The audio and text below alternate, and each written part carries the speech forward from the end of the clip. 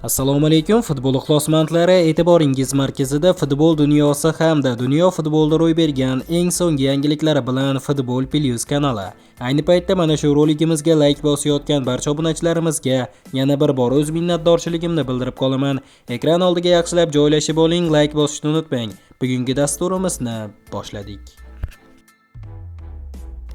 Husanov eng ishkal futbolchini ham hayratga soldi. Ayni paytda Akron jamoasida o'zbekistonlik legioner Sherzod Esonov bilan birga o'ynayotgan rossiyalik mashhur hujumchi Artyom Dzyubaning Rossiya futbolida o'z o'rni bor. 36 yoshli futbolchi yaqinda professional faoliyatidagi gollar sonini 230 taga yetkazib, Rossiya futbolida eng ko'p gol urgan charm top ustasiga aylandi.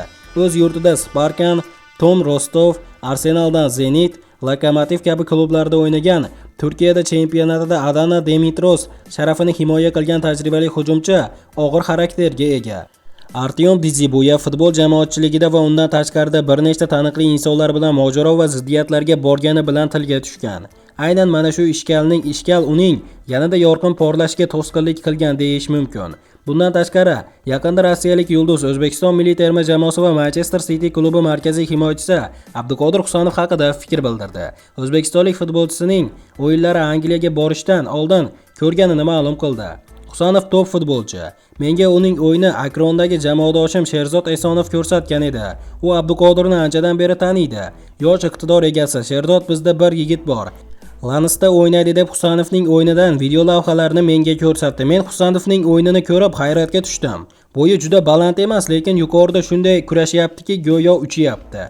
Keyin yana bir holatni ko'rdim. Vinicius Junior uning yonida to'pni o'tkazdi, lekin o'zi tezlikda Husanovdan o'zib keta olmadi. Belarusning qandaydir jamoasida o'ynab yurgan futbolchining Manchester Cityda paydo bo'lishi milliondan bir bo'ladigan voqea, dedi Artyom Dzyuba. Futbol sir asrorlari Bunyodkor akademiyasida o'rganib, hali o'smirlik davridayoq Belarusga yo'l olgan, professional faoliyatida Energotuk jamoasida boshlagan Abduqodir Husanov hayot yo'li haqiqatda noyob.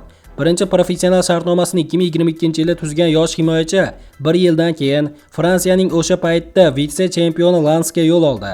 Husanovning Yevropaning bir qator klublari e'tiboriga tushishi 2023-yilni Argentinada tashkil etilgan 20 yoshgacha futbolchilar ishtirokidagi jahon chempionati sabab bo'ldi. O'sha turda O'zbekiston yoshlar terma jamoasi safida 4 uchrashuvda maydonga tushgan Abduqodir Husanov yuqori salohiyatini namoyish qila olganini keyinchalik bir necha mutaxassislar, skautlar va murabbiylar alohida ta'kidlashdi.